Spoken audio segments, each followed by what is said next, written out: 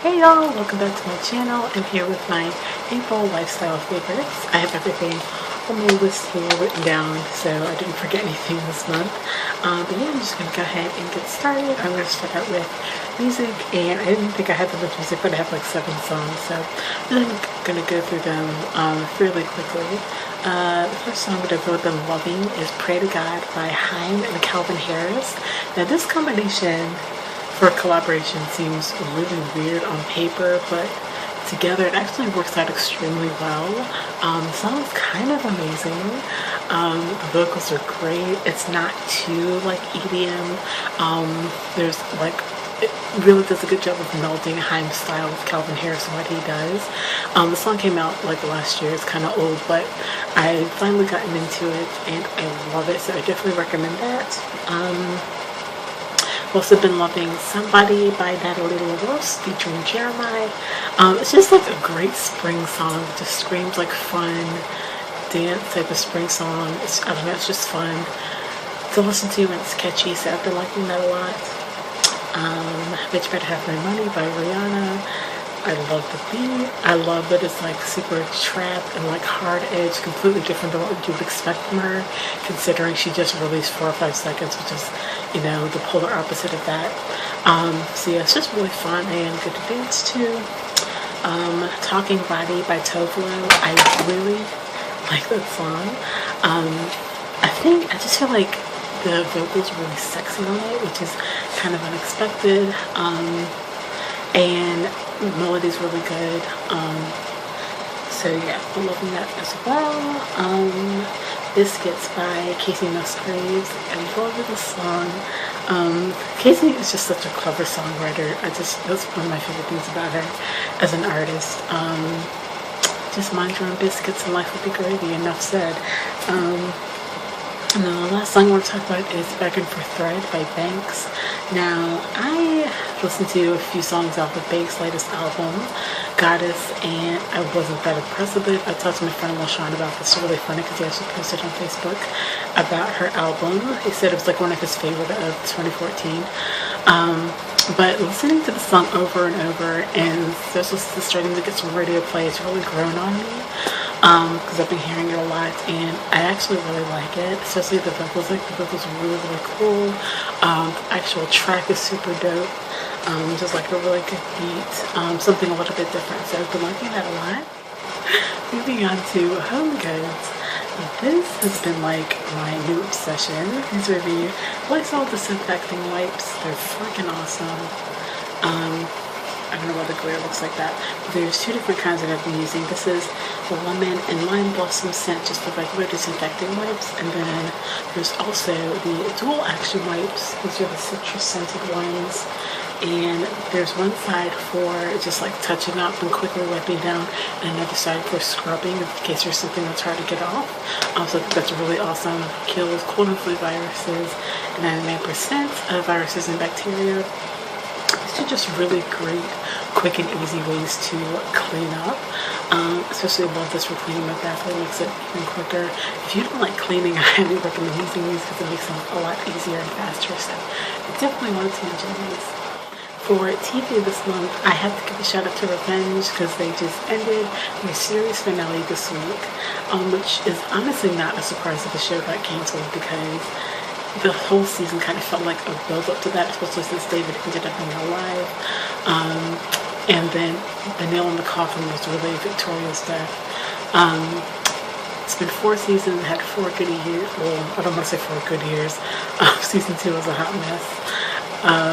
But I really think they got back on track, especially with the last season. So yeah, I wanted to give a shout out to that. Rest in Peace Revenge. Kind of a bummer. I really love Nolan and Emily's relationship. Really my favorite thing about the whole show. Jack and Emily are always my OTP for that show. I love them to death. I really hope Emily Van Camp lands another job, so let's get Bro Man. I love them so much. They're so talented. So yeah, it's just been really awesome to see Emily's evolution. I've watched her from Everwood go to Brothers and Sisters and then Revenge. She's just really grown into a lot of range as an actress, and I'm a big fan of hers. So let's talk about that. And the other show that I've been into is the Lizzie Borden Chronicles. It's on Lifetime, and it stars Christina Ricci. I just randomly decided to start watching it because I thought the premise looked kind of cool. I'm not a huge Lifetime, I don't watch Lifetime a lot, but I decided to watch this, and I didn't know that this was like a spin-off of the TV movie that they did of this that came out last year. I just happened to see that. I haven't watched that. But basically, Lizzie was acquitted of murdering her parents when she really did murder them. So this is a mini-series that kind of follows the aftermath of that after she is acquitted and, you know, declared not guilty. And it's really interesting. Basically, someone dies every week. If you guys haven't seen the show, you should definitely check it out. I think it's really cool. I think Christina's doing an awesome job playing this role. She's killing it, no pun intended. It also co-stars Clea Duvall from American Horror Story. So I thought that was really cool that she's in it as well. Those are like the only recognizable people, but they really are the stars. Clea plays Christina Ricci's sister, so it's really the two of them. And the show's really cool, like I said. It's got really cool music that goes with it. I think it's shot really interesting. The costumes are really good, which is cool.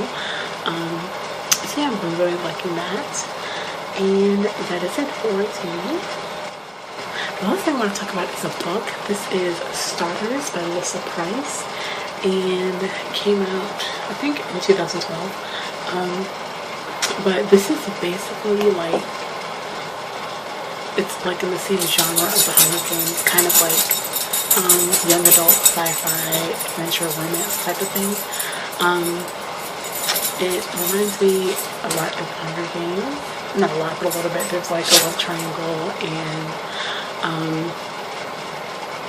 a very like a root-worthy, if that makes any sense.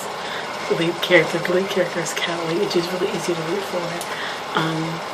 Just a great teenager. All of them are teenagers. It's really interesting.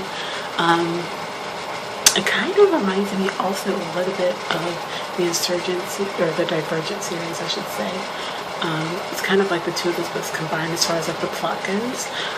There is at least 2 books in the series. There might be more, but I just finished this a couple of days ago, and I went through this really quickly. This is probably like 300 pages. Yeah, a little over 300 pages, and I went through it in like 2 weeks. So that's pretty quick for me. So it's like a page turner, which the review up here actually says a bona fide page turner, according to MTV.com, which is basically the target audience for these types of books. But yeah, I really like it.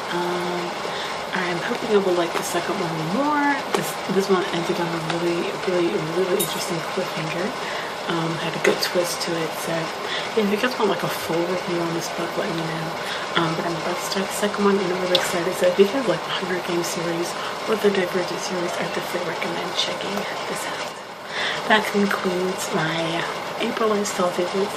Really hope you guys like this. Give us a thumbs up if you did. Let me know down below what books and music and TV and household items you guys have been into this month. And until next time, I will see you guys soon.